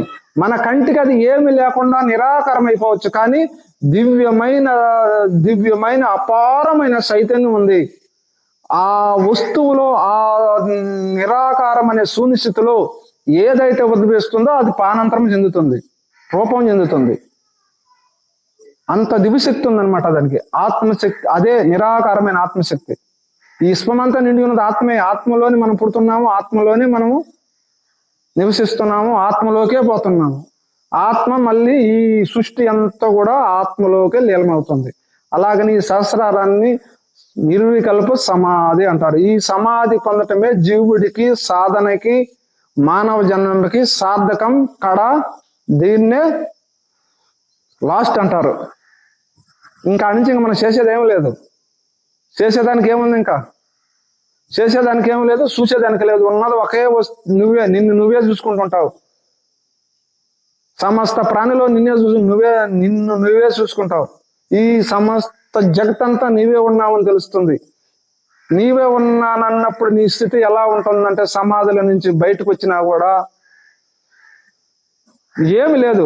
కోపం లేదు, ప్రేమ లేదు, దయ లేదు, జాలే లేదు, కరుణ లేదు, రోషం లేదు, పగ లేదు, కుట్ర లేదు, కుతంత్రం లేదు, ఈర్ష్యం లేదు, దుర్గుణాలు లేవు, దుష్టుగుణాలు లేవు, ఏమి లేదు. నేనే ఒకే వస్తువు అయి ఉంటావు మొత్తం. పక్కన వాళ్ళ కళ్ళకి అన్ని కానొస్తాయి, కానీ నీ కళ్ళకి ఏమి కానరావు. ఎందుకంటే ఇది అనుభూతి చెందాలి. అనుభూతి కాకుండా మనం ఏదైతే చెప్తే ఇది కాదు. ఇది కానీ ఇది వ్యాక్టేషన్ కానీ కాకుండా కనుకో ఈ శరీరమే పతనం అయిపోయి లాస్ట్కి రోగభూయిష్టమైపోయి ఈ శరీరమే మారిపోతుంది. ఇది ప్రతి మానవుడికి లక్ష్య స్థలమే సహస్రారం. లేకుంటే మళ్ళీ జన్మ వస్తుంది. తుర్యానికి పోయినా జన్మ వస్తుంది. ఎందుకంటే భగవంతుడు పుట్టినప్పుడు మళ్ళీ నువ్వు పుట్టాలి. ఎప్పుడు పుట్టాలి? భగవంతుడు జన్మ తీసుకున్నప్పుడు, ఈ కలియుగం అంతం అయిపోయినప్పుడు మళ్ళీ భగవంతుడు మళ్ళీ సృష్టి రచన చేసినప్పుడు ఈ భూమి మీదకి వచ్చి ధర్మ పరిపాలన చేసేదానికోసం భూమి మీదకి వచ్చినప్పుడు భగవంతుడితో పాటు దిగుతావు. ఎందుకంటే భగవంతుడు కూడా ఉన్నావు కాబట్టి. తుర్యాతీతం అయిపోతే భగవంతుడిలో కలిసిపోయాం, భగవంతుడిగా మారిపోయాం. భగవంతుడిగా మారిపోయినప్పుడు ఇంక నువ్వు వచ్చే శాంతి లేదు. నీకు ఆ అసూహ ఉంటుంది, నేను మళ్ళీ పోవాలనే ఊహ లేదు కదా నీకు అక్కడ. అందుకోసమే ప్రతి మానవుడికి, ప్రతి సాధకుడికి, ప్రతి జీవికి చెప్పాలంటే ప్రతి జీవికి 84 లక్షల జీవరాశులకి ఇది పుట్టినిల్లు సహస్రారం తుర్యాతీతం. దీన్ని సాధించుకుంటేనే ఈ జీవుడికి జనన మరణం అనే కాలచక్రం నుంచి బయటపడతాడు. తుర్యంలో కూడా పడేసానికి అవకాశమే లేదు. ఎందుకంటే భగవంతుడు కూడా ఉన్నాడు. భగవంతుడు వచ్చినప్పుడు వస్తాడు, భగవంతుడేమో వెళ్ళిపోతాడు. ఆయనకేమో కోరికలు ఉండవు. నిరాకారమైన పరబ్రహ్మకి ఏ కోరికలు ఉండవు. నిరాకార పరబ్రహ్మ ఈ భూమి మీదకి మళ్ళీ సృష్టి రచన చేసేదానికి వస్తాడు. అయ్యా మేము కూడా మీ కూడా ఉంటాం. ఎందుకంటే నీతోటే నేను ఉంటా, నీ కూడా నేను ఉంటా, నేను చూస్తుంటా ఆనందిస్తూ ఉంటా అనుకుంటాం మనం. వస్తాం ఈ భూమి మీదకి. ఆయనకేమంటే కామ, క్రోధ, మద, మర్చి, లోప, అస్య, రాగదేశాలు ఏమి లేవు. ప్రేమ అంటిపైన ఒకే ప్రేమ ఉంటుంది, అంటిపైన ఒకే దయ ఉంటుంది, అంటిపైన ఒకే జల ఉంటుంది. నువ్వు నేను అనే భేదం ఏం లేదు భగవంతుడికి. భగవంతుడు ఎందుకు వచ్చాడు? ధర్మాన్ని నిలబెట్టే దానికోసం, దుష్టులను సంహరించే దానికోసం, అధర్మం రూపం ఆపే దానికోసం భూమి మీదకి వస్తాడు భగవంతుడు. ఎప్పుడు పాపం పండినప్పుడు, ఆ పాపం పండేటప్పుడు మనం కూడా ఏదో ఒక రూపంలో నీ ఎముట వస్తానయ్యని దిగుతాం. ఏడకు వస్తున్నాగానే మనం మారిపోతాం. ఈ అష్టవచర భోగ భాగ్యాలు చూసి, ఈ చిత్రాలు చదివేసి ఇంకంతే నీ జీవితం. ఆయనేమో ఆనందంగా వెళ్ళిపోతాడు, నువ్వేమో ఈ కంపలో పడి చిక్కుపోతావు. దీన్నే బాహ్య బంధాలు అంటారు. నువ్వే చిక్కుపోతావు, ఆయనే వెళ్ళిపోతాడు. అందుకోసమే మళ్ళీ పుట్టకురా, పుడితే నరకము, సావు తప్పదు. భగవంతుడు ఇంక పోయేదేం లేదు. భగవంతుడు కూడా ఉన్నాం, భగవంతుడు కూడా వచ్చాం. అందుకోసమే వచ్చాం, పోతాం. ఆయన ఏ ఆలోచన లేడు, ఇంద్రియాలు లేనివాడు, నిరాకారుడు కాబట్టి ఆయన వెళ్ళిపోతాడు. మనకి ఇంద్రియాలు అన్నీ ఉన్నాయి. ఈ ఇంద్రియాలు అనేక వస్తువులు కోరతాయి కాబట్టి ఒక్కొక్క వస్తువులో రుచి చూస్తాం, అన్ని సపరేట్ చేస్తాం, అందులో పడి బూడిదైపోతాం. అందుకోసం మనం ఎక్కడ ఉంటాం, భగవంతుడే వెళ్ళిపోతాడు. అందుకోసం దానికి కాకుండా ఈ సాధనకి కడ జనన మరణం లేని అంటే ఒక తుర్యాతీతం సమాధి స్థితి పొందండి. ప్రతి ఒక్కరు పొందొచ్చు. కానీ దీనికి ప్రతి ఒక్కరు పొందాలంటే కొన్ని నియమాలు, నిష్టలు ఉంటాయి. వాటిని అనుసరించే తప్పక, వాటిని ఆచరిస్తే తప్పక ఇది సాధ్యం కాదు. సాధ్యం కాదు, అందరికీ సాధ్యం కాదు. అలాగనేసి ఇదేం కష్టమేం కూడా కాదు. సమాధి పొందేది కష్టమనే కాదు. సమాధి సిద్ధి పొందిన వాళ్ళకి ఇదే కష్టమేం కాదు. కానీ పక్కన వాళ్ళు కష్టం అనిపించుకుంటారు. అందుకోసమే బ్రహ్మ విద్య చాలా గొప్పది అంటారు. గొప్పదంటే ఎంతో కష్టమైనది, ఎంతో బరువైంది కాదు, చాలా తేలికైంది బ్రహ్మ విద్య. కానీ ఆ బ్రహ్మ విద్యని తెలుసుకునేది మనం కష్టం. మనం అనుకుంటాము చేస్తే చాలా సింపుల్, చేయకముందేమో ఓఎం అనుకుంటాం. ఎందుకు ఓఎం అనుకుంటారంటే అన్ని కార్యక్రమాలు చేస్తా ఉంటారు, అన్ని చెడు కార్యక్రమాలు, చెడు బుద్ధులు, చెడు ఆలోచనలు అన్ని రుచి మరుగుంటాడు మానవుడు. ఆ నియమాలు మనిషి ఏదైతే నియమానిష్టలో చెయ్యాలనుకుంటాడో ఆ నియమనిష్టలు అనుసరించాలి మానవుడు. ఆ నియమనిష్టలు అనుసరించలేడు కాబట్టి కష్టం అనిపిస్తుంది. ఎందుకంటే దాటిపోయాడు మానవుడు, చాలా దూరంగా దాటిపోయాడు భగవంతుడికి. అందుకోసం ఆ నియమనిష్టలో పనిచేయదు. అందుకోసమే ఈ కుండలి జాగృతి అంటే ఏది కాదు, కుండలి అంటేనే పార్వతి దివ్యమైన శక్తి. ఈ కుండలి శక్తి వేరే, షట్ చక్రాలు వేరే. షట్ చక్రాలు మీకు యాక్టివేషన్ అవుతాయి, అందరికి యాక్టివేషన్ అవుతాయి, అందులో తిరిగే లేదు, అందులో తిరిగే లేదు. ప్రతి ఒక్కరు షట్ చక్రాలు యాక్టివేషన్ అవుతాయి. ఎవరికి యాక్టివేషన్ అవుతాయి? వీళ్ళు ఎవరికి యాక్టివేషన్ అవుతాయి? అందరికి యాక్టివేషన్ అవుతాయి అంటే అందరికి కాదు, దుర్మార్గులు కాదు. మంచి పని చేసినప్పుడు ఒక చక్రం యాక్టివేషన్ అవుతుంది. నువ్వు మంచి ప్రేమగా ఒక మంచి కార్యక్రమం చేసినావు అనుకో, అనాథ చక్రం యాక్టివేషన్ అవుతుంది అనుకోండి. నేను లేకుంటే గుడికి వెళ్ళి నమస్కారం చేసుకోవాలి, గుళ్ళో రోజు పూజ చేసుకోవాలంటే నీకు మూలాధారం చక్రం యాక్టివేషన్ అయింది అనుకోండి. నాకు ఏ కోరిక లేకుండా ఉంది, నా కోరికలు ఏం తినాలా, తాగాలి, లేకుంటే బంగ్లాలు కట్టించాలి, ఫ్లాట్లు కొనాలి అనే ఆలోచన లేదనుకుంటే నీకు స్వాతిష్టాన చక్రం యాక్టివేషన్ అయింది అనుకోండి. ఏ ఆలోచన లేకుండా పోయింది అనుకోండి, ఏ ఆలోచన లేకుండా నాకేముంది, నా చేసుకుంటున్నాను, సంపాదించుకుంటున్నాను, చాలు భగవంతుడు ఇచ్చింది అనుకుంటే మీకేం యాక్టివేషన్ ఉంది అనుకోండి, మణిపూర్ చక్రం యాక్టివేషన్ అయింది అనుకోండి. సమస్త జీవులకి నేను ఏదో చెయ్యాలి, నేను బాగుండాలి, నేను ఎలా ఉన్నానో తోటి ప్రాణులు కూడా అట్లే ఉండాలి, అవి కూడా సుఖంగా ఉండాలి. నేను చేసుకున్న దాన్ని నేను ఈరోజు పండుగ చేసుకుంటున్నా, లేకుంటే నాకేదో పండింది, లేకుంటే నాకు ఉద్యోగం వచ్చింది, అప్పుడు పార్టీలు చేస్తారనమాట. పార్టీలు అంటే పేదలకి ఏదో ఆహారం ఇవ్వటమో, లేకుంటే 10 మందిని కలిసి అందరూ కలిసి ఆనందంగా చేసుకోవటం, లేకుంటే ఒక వేడుక చేసుకొని ఒక దాన్ని వ్రతము పూజలో చేసుకొని 10 మందికి పెట్టడం, 10 మందికి దాన ధర్మాలు చేయటం, ఇవన్నీ కూడా ఇది అనాహత చక్రంలోకి వస్తుంది. అనాహత చక్రంలో ప్రేమతత్వం ఉండేది. కొన్ని జీవుల పట్ల జాలి కలిగింది, ఒక మేకకో కుక్కకో కాలు ఇరిగింది, అయ్యో కాలు ఇరిగింది, కట్టు కట్టాలి, అది కర్షద్దం చూడకూడదు, కట్టు కట్టి దాన్ని పంపించాలి అనేసి నీలోకి జాలి తత్వం వచ్చింది అనుకో, విశుద్ధి అనాథ చక్రం యాక్టివేషన్ అండి. ఎవరికన్నా నా కాడ ఉన్నది నేను బాగా తింటున్నాను, వాడికి ఏం లేదు కదా, కొంచెం పెట్టాలనుకుంటే ఇది కూడా అనాథ చక్రానికి సంబంధించింది. బాగా సంతోషంగా సుఖ సంతోషాలు అనుభవిస్తుంటే అనాథ చక్రానికి సంబంధించింది ఇది విష్ణునారాయణ తత్వం యాక్టివేషన్ అయింది అనుకోండి. తర్వాత ఆగ్నేయ చక్రం యాక్టివేషన్ అవుతుంది. నేను సాధన చేయాలి, ఏదైనా అడవులకు పోవాలి, లేదంటే ఇంట్లోనే సాధన చేయాలి, నేను ఇంక ఇవన్నీ కోరికలనే పక్కన పెట్టేసి నేను సాధన చేసి భగవంతుని తెలుసుకోవాలి అనుకున్నారా, మీకు ఆ విశుద్ధ చక్రం యాక్టివేషన్ అయింది అనుకోండి. లేదా నువ్వు ధ్యానంలో నిలబడ్డావు, ఒక వస్తువును చూస్తున్నావు, ఒక రూపాన్ని చూస్తున్నావు, నాదా బిందు కలలో 3 రూపాయలు, నాదా బిందు కలలో, నీకు నాదం వినపడుతుందా, నీకు ఆగ్నేయ చక్రం యాక్టివేషన్ అయింది అనుకోండి. బిందు ఒక దర్శనం, ఒక సూర్యుడు బిందు లాగా నక్షత్ర బిందు దర్శనం అయిందా, ఆగ్నేయ చక్రం యాక్టివేషన్ అయింది అనుకోండి. కళలో నీకు ఒక రూపం కనిపిస్తుంది ఆగ్నేయ చక్రంలో, నువ్వు దివ్యదృష్టిగా పెట్టి చూస్తే, ధ్యానంలో చూస్తే నువ్వు ఒక దివ్యమైన లోకాలు కానొచ్చిందా, లేకపోతే ఒక రూపం కానొచ్చిందా, నువ్వు అనుకున్న దేవుడు కానొచ్చాడా, ఒక రూపంలో కానొచ్చాడా, ఇవన్నీ కళలు అనమాట, చిత్ కళలు అంటారు వీటిని. ఈ కళలు వచ్చిందంటే ఆగ్నేయ చక్రం యాక్టివేషన్ అయినట్టే. నువ్వు ఆనందంగా ఉండవా, ఎప్పుడు నిత్య ఆనందంగా ఉండవు, ఆగ్నేయ చక్రం యాక్టివేషన్ అట్టే. ఇలాగనుకోండి, మళ్ళీ ఇలాగ ఆనందంగా ఉండి ఒక రోజు కిందకు పడుతుంటే ఈ షట్ చక్రాలు అనేది యాక్టివేషన్ అవుతా ఉంటాయి. ఆ దాకా సహస్రారం ఎవరికి ఓపెన్ అవ్వదు, సాధకులకి మంచి మామూలు వాళ్ళకి కూడా అప్పుడప్పుడు యాక్టివేషన్ అవుతూ ఉంటాయి. ఎందుకు యాక్టివేషన్ అవుతాయి అంటే ఇది మా మెయిన్ పాయింట్ గుర్తుపెట్టుకోండి.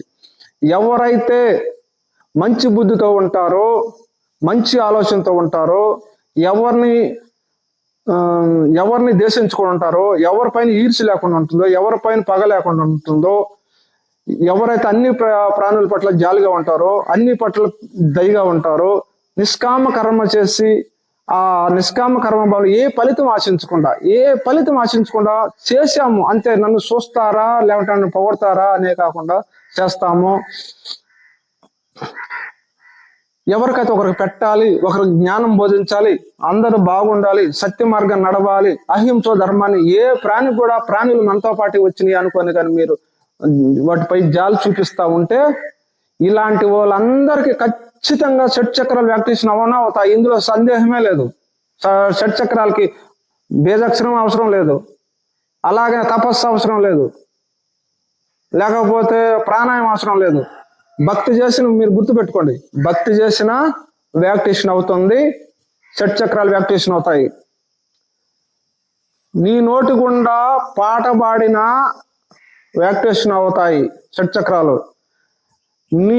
నువ్వు సత్సంగం విన్నదంటే ఈ చెవులో పెట్టి, ఈ చెవులో వదిలితే ఆ రాక్షసుడు ఈ చెవులో చీల పెడితే యువత చెవులు ఎట్లా వెళ్ళిపోయిందో టంకు రోడ్లు వేసుకుంటే లాభం లేదు.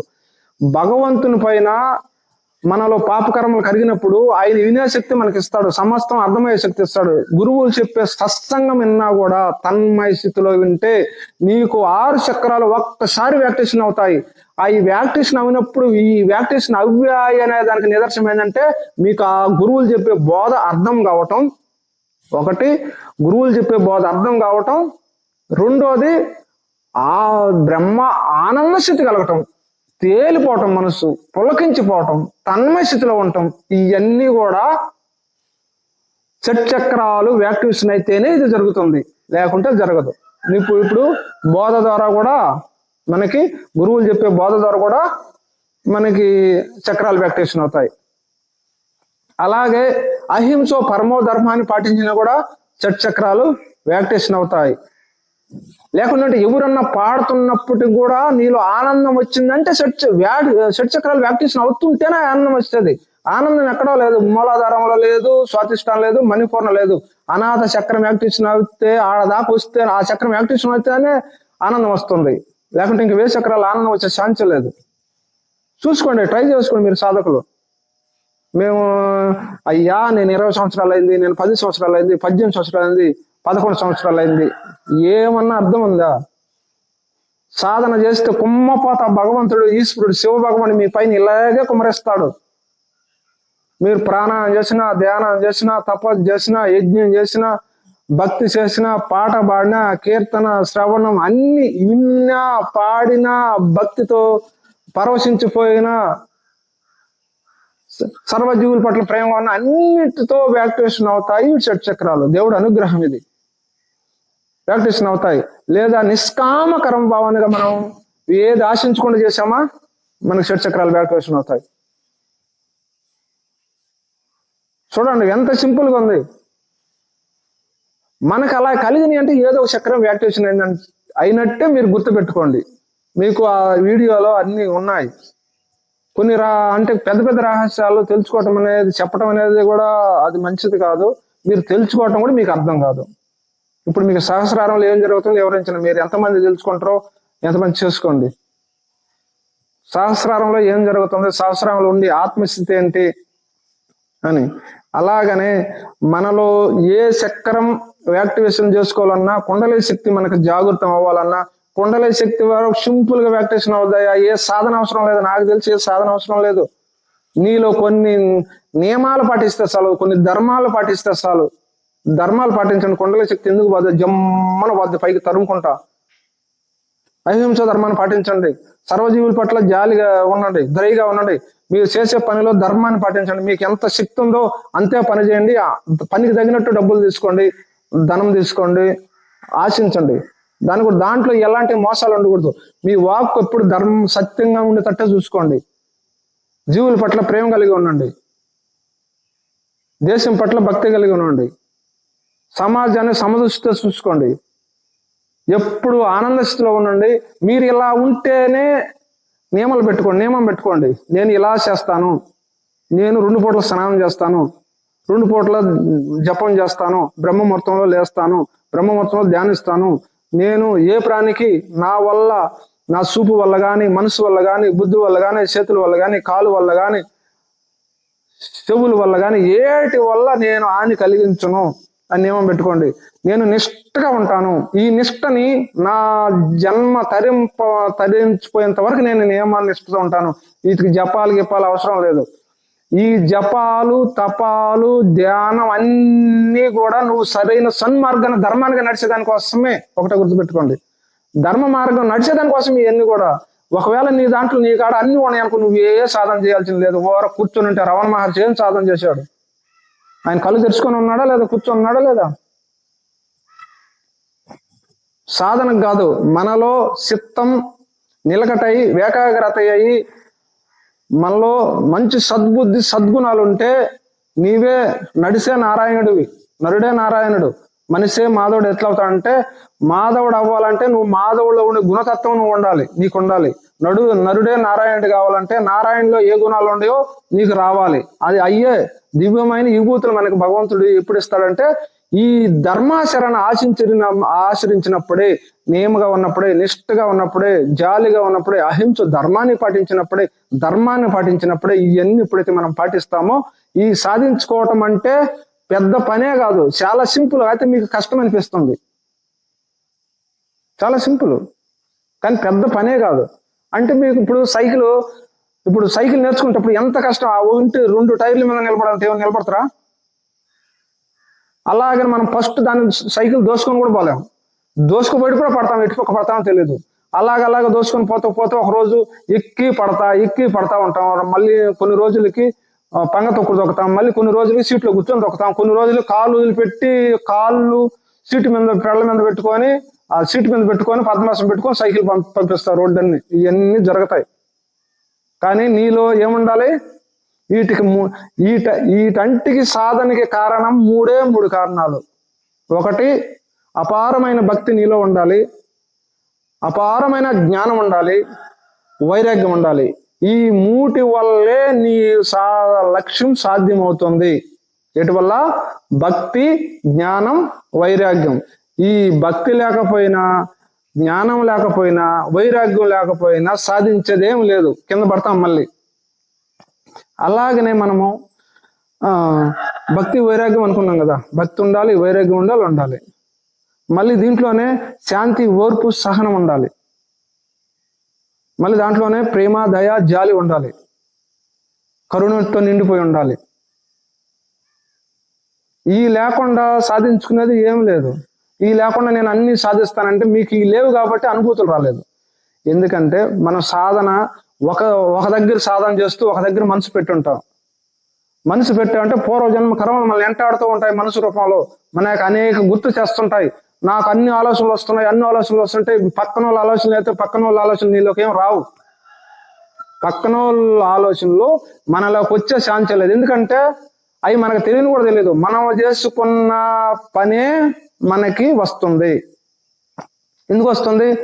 ఈ రోజు మనం ఏమైతే చేస్తామో, ఉదయం నుంచి సాయంత్రం పండుకునేదాకా ఏమైతే చేస్తామో అయ్యే మళ్ళీ కళలోకి వస్తాయి. ఎక్కువగా ఆలోచన చేస్తే కళలోకి వస్తాయి, లేకుంటే తక్కువ ఆలోచన చేస్తే పూర్వజన్మలో చేసి మనకు గుర్తుకొస్తాయి. అంటే నువ్వు తిరిగిన ప్రదేశాలు దేనిపైన మనసు ఎక్కువగా గాఢంగా పెడతావో అది నీ కళ్ళకు వచ్చి కనిపిస్తుంది. ఇది అట్లా చేసినట్టే, పాడినట్టే, నవ్వినట్టే, అందరూ అన్నం తిన్నట్టే, అందరూ పార్టీలు చేసుకున్నట్టే అంత కనిపిస్తుంది. అంటే నీ మనసు అంతా తీసుకెళ్ళి ఒక దానిపైన కేంద్రీకృతం చేశావు కాబట్టి. అలాగనే మనకి అది నాకు తెలిసిన కొంచెం జ్ఞానంతో మీ సాధకులకి తెలియజేశాను. జన్మలో సాధకులు కొద్దిగా అర్థం చేసుకుంటున్నారు, అందులో డౌట్ లేదు. చాలా మంది అర్థం చేసుకుంటున్నారు, అర్థమైపోయారు కూడా, పతనమైపోయారు కూడా. ఎందుకంటే సాధనలు తీసుకొని ఏదేదో పాడు పనులు చేసుకొని దూరం అయ్యారు. అలాగనే కొంతమంది మొహమాటాలు పెట్టుకొని దూరం అవుతున్నారు. కొంతమంది ఏంటంటే తినమరుగు ఉన్నారు కదా, పోయినసారి అనేక వస్తువుల్లో తిరిగి తినమరికి మళ్ళీ వెళ్ళారు. ఏదో ఒక రోజు మళ్ళీ నిన్ను లాగుతూనే ఉంటుంది. అందుకోసమే భగవంతుడికి చెప్పిన మాట మనం ఏం చెప్పాము, ఇక్కడికి వచ్చి మనం ఏం చేస్తున్నాం, ఇది లక్ష్యంలో పెట్టుకోవాలి. మనం గురు దీక్ష తీసుకున్నప్పుడు, సాధన చేస్తున్నప్పుడు సాధకుడు ఒకటే ఉండాలి, లక్ష్యం మాత్రమే గుర్తుండాలి. ఎక్కువగా లక్ష్యం పైన మన మనసు ఉండాలి. ఆ రోజు ద్రోణాచార్యుడు అందరికి, పాండవులకి, కౌరవులకి అందరికి కలిసి ఒక చెట్టు పైన పొయ్యి పక్షి కట్ట, ఆ పక్షి కంటిన్యూ చూడమని చెప్తే అందరికి ఏమేం కానొచ్చాయి, అర్జునుడికి మాత్రమే లక్ష్యం కానొచ్చింది. ఆయన చెప్పింది పక్షి ఉంటది, మామిడి చెట్టు పైన పక్షి ఉంటది, పక్షి రెక్కలు ఉంటాయి, అన్ని ఉంటాయి, మామిడి పుల్లు ఉంటాయి, కొమ్మలు ఉంటాయి, అన్ని ఉంటాయి. నీ లక్ష్యం ఏంటి? కన్నును కొట్టాలి. ఆ కన్ను పైన నీ లక్ష్యం ఉండాలంటే అందరూ అంటిపైన మనసు పెడితే అర్జునుడు మాత్రం కన్ను పైన పెడతాడు. ఇంకా ఆయన పక్షి కానరాదు, కన్ను మాత్రమే కానొస్తుంది. కాబట్టి లక్ష్యాన్ని సాధించుకుంటారు. అలాగనే మన మనసుని దేనిపైన అయితే లగ్నం చేస్తామో మేము సాధించలేము అనుకుంటున్నారు కదా, చాలా సింపుల్, చాలా సింపుల్. నియమాలు పట్టించుకోవాలి. అలాగనే లక్ష్యం మనం ఏదైతే అనుకుంటామో, నువ్వేమవ్వాలనుకుంటున్నావు, నువ్వు పరమాత్మ దర్శనం కోరుకుంటున్నావా, లేకుంటే నువ్వు యోగిగా కావాలనుకుంటున్నావా, నువ్వు మహారుషి కావాలనుకుంటున్నావా, లేకుంటే నువ్వు అష్టౌషధ భోగభాగ్యాలు సంపాదించుకోవాలనుకుంటున్నావా, లేకుంటే నువ్వు సుఖంగా ఉండాలనుకుంటున్నావా, లేకుంటే నువ్వు ఈ రాజ్యానికి అధిపతిని రాక్షసుడిగా ఉండాలనుకుంటున్నావా, మొత్తం నీ అరిచేతిలోనే రాసి పెట్టింది. సినిమా మొత్తం ఇక్కడ ఉంది. నువ్వు ఏమి కావాలంటే అదే అవుతావు, అందులో సందేహం లేదు. దీన్ని భగవంతుడు కూడా మార్చేదానికి లేదు. నీ కర్మ నీకే ఉంటుంది. ఇది ఎవరో ఒకరిదొకరు పెట్టేదే కాదు. ఒకరు నాకు పెట్టారనుకోవటం ఇది అజ్ఞానం. భగవంతుడేమో నువ్వు దుర్మార్గుడు కావాలని నీకు చెప్పలేదు. అయ్యా నువ్వు పుణ్యాతుడు కమ్మని చెప్పలేదు. ఆయన సాక్షి సంభూతుడు. నువ్వు దాన్ని తెలుసుకొని నేను ఏమవ్వాలనుకుంటే ఖచ్చితంగా అదే అవుతావు. అందుకోసమే నీ మనసు దేనిపైన పెడితే నువ్వు దానిగా రూపాంతరం చెందుతావు. ఇదే చాలా సింపుల్ అయిన క్వశ్చన్, సింపుల్ అయిన మెసేజ్ ఇది. నువ్వు దేనిపైన ఒకే దృష్టి పెట్టుంటావో ఆ రూపంగా మారిపోతావు. నువ్వు కోపం మీద పెట్టాను అనుకో, నువ్వు ఇంకా ఈ మనసులో ఒక రాక్షసుడు వస్తాడు, నువ్వు రాక్షసుగా మారిపోతావు. నువ్వే ఆనంద స్థితిగా ఉన్నావు అనుకో, నీలో ఆత్మరాముడు చేరతాడు, నువ్వు ఆనందంగా ఉంటావు, దేవుడు అవుతాడు. అదే నువ్వు నిష్కామ కర్మతో ఏదైనా సహాయం చేయాలనుకో, నీలో త్యాగబుద్ధి వస్తుంది. అదే నువ్వు ఆ ధర్మాన్ని రక్షించాలనుకున్నావు అనుకో, నీకు ధర్మ బుద్ధులే వస్తాయి, ధర్మాన్ని కాపాడతావు. అదే నువ్వు దేశ రక్షణ చేయాలనుకున్నావు అనుకో, నీవు ధర్మాన్ని నిలబడితేనే దేశాన్ని పడేటట్టు చేసుకుంటావు. మొత్తం నువ్వు మహాపాపి కావాలన్నా నీవే, రాక్షసుడు కావాలన్నా నీవే, ఋషివి కావాలన్నా నీవే, మంచి యోగి కావాలన్నా నీవే, దేవుళ్ళుగా మారాలన్నా నీవే, పరబ్రహ్మగా మారాలన్నా నీవే, కిరాతుగా ఉండాలన్నా నీవే, లాస్ట్కి భూత పిశాచిగా ఉండేది కూడా నీవే. ఇందులో ఏం లేదు. నువ్వు ఏమవుతాననుకుంటావో దానిగా మారుతావు. ఇప్పుడు మనం ఏమనుకున్నాం, కందిరీగా కీటకం అంటే కందిరీగా పతంగం అంటారు, దాన్ని కీటకం అంటారు. కీటకము జుమ్ అని అనే అక్షరం అని మహేశ్వరుడు పైన పెట్టింది కాబట్టి, మనసంతా మహేశ్వరుడు పైన పెట్టేది కాబట్టి ఆ కీటకం భ్రమరంగా మారిపోయేది. అదే బొచ్చు పురుగు అనే కీటకము, కందిరీగ అనే కీటకము పచ్చ పురుగును తెచ్చి రోజు అది జుంకార నాదం చేయటం వల్ల ఆ లోపల ఉండే పురుగు జుమ్ జుమ్ అంటంలే, మా అమ్మ కందిరీగే, మా అమ్మ కందిరీగే, మా అమ్మ కందిరీగే, నేను కందిరీగిన అనుకుంటూ ఆ నాదంతోనే రూపాంతరం చెందిందనమాట. అలాగనే మన మనసు దేనిపైన పెడతామో గాఢంగా పెడతాం, ఎక్కువగా, తక్కువ కాదు, 0.5% కాదు, 1/2% కాదు, 0.25% ఫుల్ పర్సెంట్ నువ్వు ఎప్పుడైతే ఒక దానిపైన పెడతావో జరగని పని అంటే ఏమి లేదు. మొత్తం నీ చేతిలో అరిచేతుల్లోనే ఉంది. ఈ బ్రహ్మరాతని తిరగ రాసుకునే శక్తి నీకే ఉంది. ఈ బ్రహ్మరాతని నాశనం చేసుకునే శక్తి నీకే ఉంది. మంచి రాతను కూడా నాశనం చేసుకునే శక్తి నీకే ఉంది. దీనికి నిదర్శన మనకి రెండే నిదర్శనలు. మార్కండేయుడికి 16 సంవత్సరాల ఆయుష్, ఈ దుర్యోధనుడికి 120 సంవత్సరాల ఆయుష్. మరి ఈయన పెంచుకోకూడదు కదా, ఆయన తగ్గించుకోకూడదు కదా, ఎందుకు తగ్గించుకుని మనం చేసే పనులు బట్టే తగ్గించబడతాయి. ఈయన చేసిన మంచి పనులకు మార్కండేయుడు నిరంతరం తపస్సు చేసి చిరంజీవిగా అవ్వాలనుకున్నాడు. ఆయన నేను బతికి మా అమ్మోళ్ళని మా అమ్మోళ్ళ శోకాన్ని తీర్చాలనుకున్నాడు కాబట్టి ఆయన ఏమయ్యాడు, చిరంజీవిగా అయ్యాడు.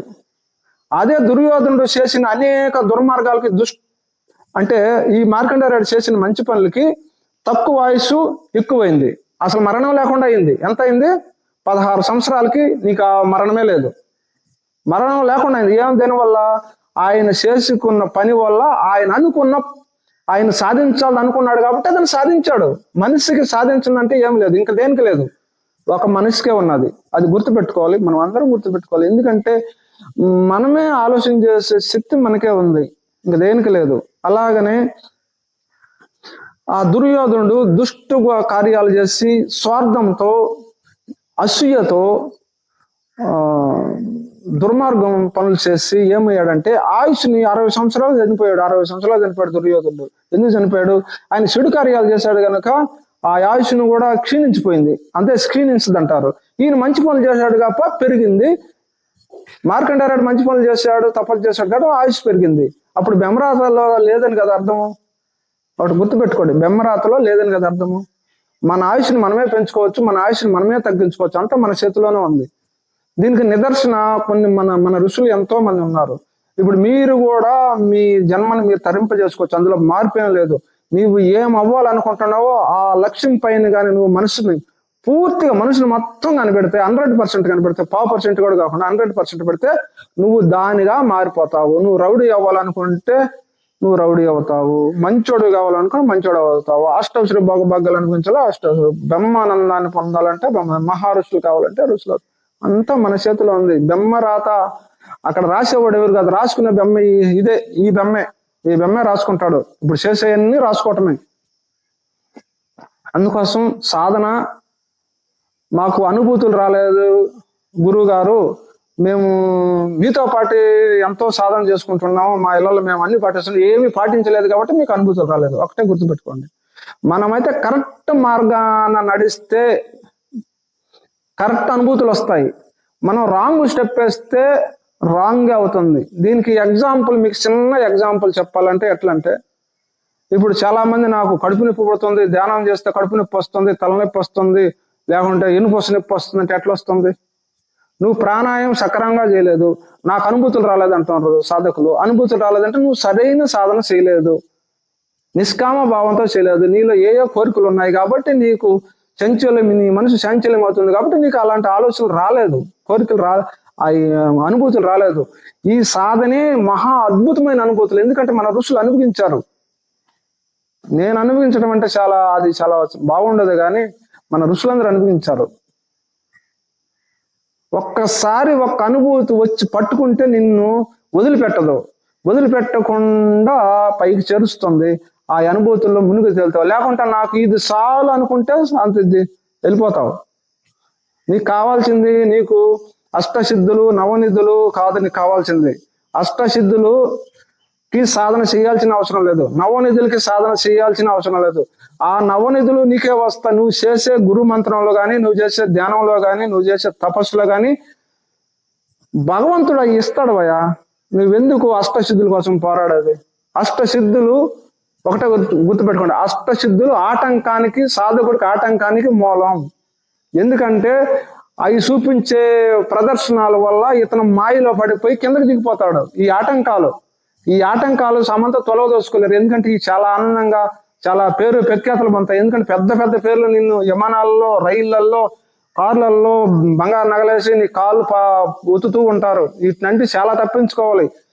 నాకు అంత నేను సమాధి పొందినాను, నాకు అంత శాస్త్రం అనుకునే దానికి మనకి లేదు, అవకాశం లేదు. ఆ సుహానికి ఉన్నదంటే నువ్వు మళ్ళీ కోల్పోయే అవకాశం ఉంటుంది. అందుకోసం ఏంటంటే నువ్వు ఎలా ఉండాలి? సాధారణమైన మానవుడిగానే ఉండాలి. సాధారణమైన మానవుడిగా ఉంటేనే నువ్వు దివ్యమైన పురుషుడివి. లేదంటే నువ్వు ప్రదర్శనలు చేసినవు అనుకో, అష్టసిద్ధులకి నువ్వు ఎన్ని సంవత్సరాలు చేయాలి సాధన? భగవంతుడి కోసం కదా. అష్టసిద్ధులు కావాలా? అష్టసిద్ధులు ఎన్ని రోజులు ఉంటాయి? నువ్వు జీవించిన రోజులు అష్టసిద్ధులు ఉంటే నువ్వు అవి బతికిన రోజులు, అవి ఉన్న రోజులు నువ్వు ఉంటావా? ఎన్ని అనుభవిస్తావు? నువ్వు ఆ అష్టసిద్ధులను ప్రదర్శిస్తావు, నీ ఆయుష్ కుంగిపోతుంది, నీవే దేవుడిగా ప్రకటించుకోబడతావు, దానివల్ల పతనమైపోతావు, సమస్తానికి అభయమిచ్చిపోతావు, నాశనం అవుతాము. అష్టసిద్ధులు ఒకటే గుర్తుపెట్టుకోండి, అష్టసిద్ధులకి సాధన అవసరం లేదు, చెట్టు చక్రాలు కూడా సాధన అవసరం లేదు. గుర్తుపెట్టుకోండి, చెట్టు చక్రాలకు సాధన అవసరం లేదు, కుండలి శక్తి వ్యాక్టేషన్ వేదానికి సాధన అవసరం లేదు, అష్టసిద్ధులు నవనిధులకి సాధన అవసరం లేదు. మీరు ఒక నియమం, దానికి కొన్ని నియమాలు ఉన్నాయి, కొన్ని ఆచారాలు ఉన్నాయి, వాటిని పాటించనే మీరు తీసుకున్న గురు మంత్రాన్ని కరెక్ట్గా చేస్తేనే, కరెక్ట్గా నియమంగా ధర్మంగా నిష్టగా సమస్త ధర్మాలు పాటించుకుంటూ అనేక కోరికలని దూరంగా పెట్టుకొని ఈ మంత్రాన్ని కానీ సమంగా క్రమం తప్పకుండా, నియమం తప్పకుండా, ధర్మం తప్పకుండా, అసత్యం మాట్లాడకుండా ధర్మం కానీ అన్ని కానీ పాటిస్తే మీరు చేస్తున్న చిన్న మంత్రం చాలు, చిన్న మంత్రం. ఈ మంత్రం మంచిది కాదు, ఈ మంత్రం మంచిది కాదు, ఈ గురువు మంచోడు కాదు, ఈ గురువు మంచోడు కాదు. గురువు అంటే అర్థం తెలుసుకోండి. నీకు ఇంత పెద్ద గురువు కావాలా? నువ్వు మంత్రంలో ఉండే ఆ దివ్యమైన తత్వం తెలుసుకోలేక, భగవంతుడు ఏంటో తెలుసుకోలేక దేవుణ్ణి మరుస్తావా, మంత్రం మరుస్తావా, గురువుని మరుస్తావా? ఏ మంత్రమైన ఒకటే, గురువులంటికి గురు స్వరూపం ఒకటే, దైవాలంటికి దైవ స్వరూపం ఒకటే, ఒకటే తత్వం, ఒకటే మాట అన్నమాట. ఇది అంతేగాని మనలో భావం, మనలో ఇంకా శాంచల్యం ఉంది, మనలోకి ఏకాగ్రత లేదు, మనలోకి ఇంకా కొన్ని కర్మలు ఉన్నాయి కాబట్టి మనం సాధనలో నుంచి బయటపడతాం. ఎందుకంటే ఆ పాపాలు అనుభవించాలి. అందుకోసమే మనము కరెక్ట్ సాధన చేస్తే, నియమ నిష్టలతో ఉంటే ఖచ్చితంగా మనం చేసే మంత్రమే. మీరు పంచాక్షరి మంత్రం చేస్తున్నారు కదా, మీకు ఏం కావాలి అసలు? పంచాక్షరి మంత్రంలో అన్నీ ఉన్నాయి, సమస్తం కూడి ఉన్నాయి. గాయత్రి మంత్రం ఉంది, సర్వం ఉన్నాయి. హనుమంత చాలీసా ఉంది, సర్వం ఉన్నాయి. ప్రతి మంత్రంలో అష్టసిద్ధులు వస్తాయి. అష్టసిద్ధులతో నీకు పని లేదు. అష్టసిద్ధులతో అతం అయిపోతావు. ఏమైపోతావు? అతం అయిపోతావు. అష్టసిద్ధులు పెట్టేసుకోకుంటే ఆ అరిలో చేరతావు, అరుల్లో చేరతావు. మొత్తం నీ చేతుల్లోనే ఉంది. నీవు భగవంతుడిగా మారి భగవంతుడి రూపం చెందుతావో, లేకుంటే భగవంతుడికి దూరంగా ఉంటావో, లేకుంటే 70,000 కిలోమీటర్ల దూరంగా ఉంటావు. మొత్తం నీ చేతిలో ఉంది. అందుకోసం అష్టసిద్ధుల జోలికి పోబాకండి. అష్టసిద్ధులు నువ్వు చేస్తుంటేనే వస్తాయి. నువ్వు చేస్తుంటే వస్తాయి. నీ కాడికి వచ్చే భక్తులకి వాళ్ళలో ఉండే హృదయం బట్టి, వాళ్ళలో ఉండే భక్తి బట్టి, వాళ్ళలో ఉండే జ్ఞానాన్ని బట్టి వాళ్ళకి మనం అర్థమవుతాము. మనలో వాళ్ళు ఉండే భక్తి వల్ల మనం పులకించిపో వాళ్ళ హృదయంలో వాళ్ళు కానీ ఎప్పుడు ఏ కలంశం లేకుండా వాళ్ళు భక్తితో ఉంటారో మన హృదయం పులకిస్తుంది. గురువులకి చెప్పాల్సిన పని లేదు. గురువులు హృదయం పులకించాలంటే భక్తుడు హృదయం గురువు పైన పరవశించిపోతుంటేనే అది తెలుస్తూ ఉంటుంది. నోటి ఇప్పి సెల్ ఫోన్ చేసి లేకుంటే నాకు ఈ కష్టం వచ్చిందని చెప్పాల్సిన పని లేదు.